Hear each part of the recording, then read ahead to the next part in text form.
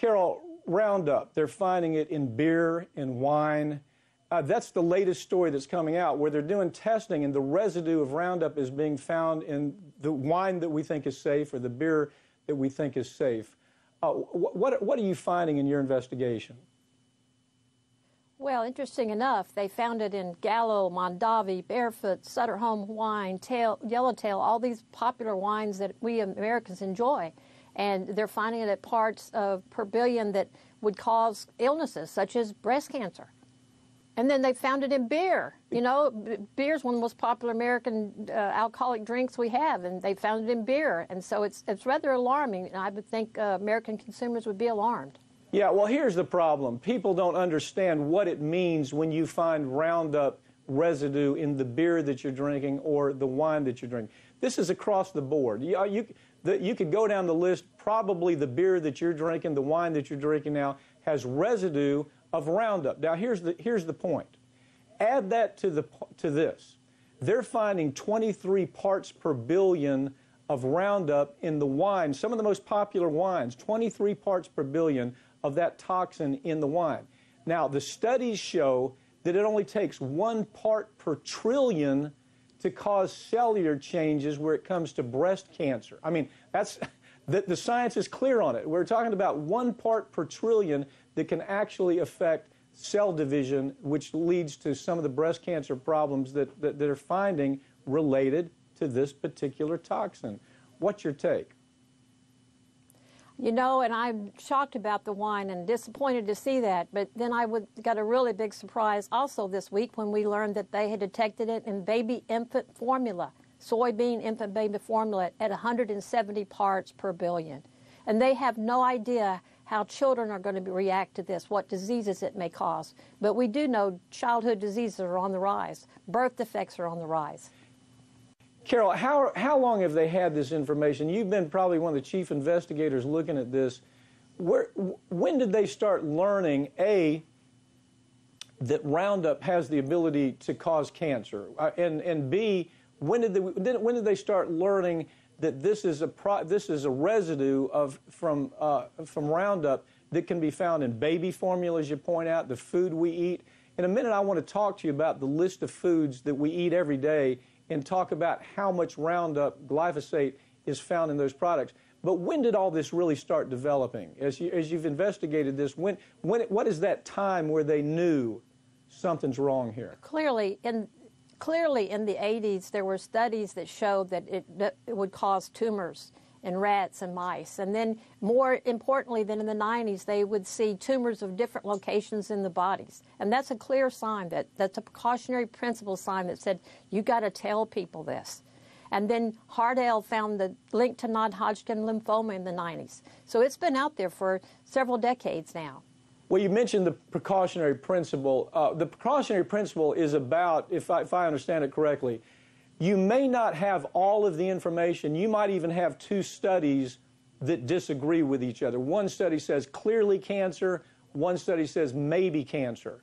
But the requirement for the company is to give the consumer a choice. Say to the consumer, I'm going to disclose what we found. We found cancer in monkeys. We found cancer in rats.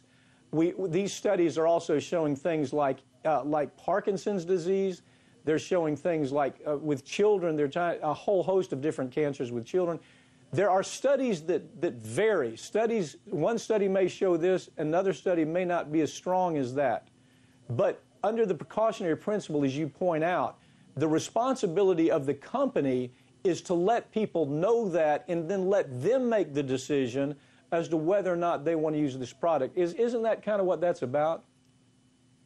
That's absolutely what this is about. And it's telling the mothers of these children that are put on soy-based infant meal, this has a Roundup residue in it, and you have to know to make the choice.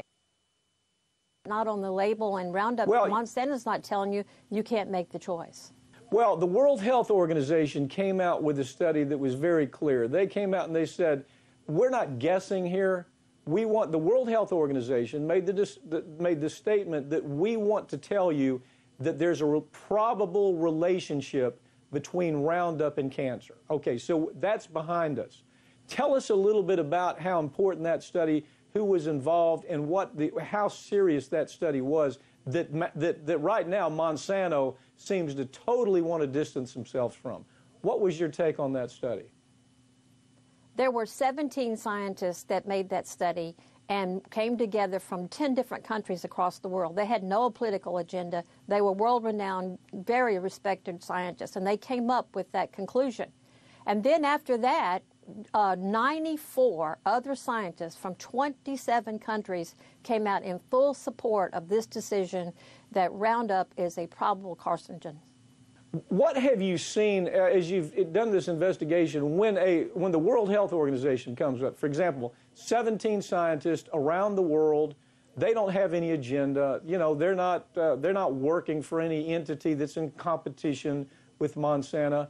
17 scientists from all over the world say, yeah, this will cause cancer. Then, as you point out, 92 or 94 scientists come out and say, we agree with that. What is Monsanto doing here? What are they doing to try to discredit these scientists? What kind of steps have you seen them taking? Well, they've been across the board. They took this right at these people. They went right at these people. They tried to subpoena. They tried to contact them personally. They've been going to the EPA, telling the EPA, you got to stop this. They've gone to every legislation in the United States and across the world saying, we've got to shut this down. They have had their own study written by their own team that is totally written by Monsanto, but they put it out as it was written by other experts. So they've done everything they can to suppress the truth from the consumers of the world. Well, what I think is interesting, Carol, is when some of the material that you're finding that you've shared with me, is that I don't think there's been a study that's come out where independent scientists, they have no dog in the fight. They're from, as we pointed out, from all over the world, that come out and say, you know what, we think it causes Parkinson's disease, we think it causes childhood cancer, we think it causes leukemia, we think it causes non-Hodgkin's lymphoma. If I were to take those 4 studies, for example, every one of those studies were attacked, not just mildly attacked, but the people who actually wrote the stories were victimized by the company. The company would go after them in the university that they worked, in the laboratory that they worked. They'd put political pressure on those scientists who said that. As a matter of fact, maybe, I'm sure you know more about this than I do, but right now the World Health Organization is under attack to where they're going to lose their funding from the United States because Monsanto has such political influence that they're getting congressmen and senators to say, let's not fund the World Health Organization because they've now said that Roundup will cause cancer. Did I get that right? Absolutely. We've seen documents that were written directly to members of Congress of the United States saying, we don't want this organization funded any longer. And they're writing those letters every day to try and shut this down so that consumers won't know the truth and won't be able to make that important choice. You have some cities and counties around the country that are banning the use of Roundup. Tell us, give us a thumbnail sketch of how active that's becoming, where the city or the state says, you can't even use this stuff in our city. Talk about that a little bit. Well, I think one of the most important one that we need to look at is the city of New York has banned the use of Roundup in any public right-of-way, and specifically in childhood playgrounds.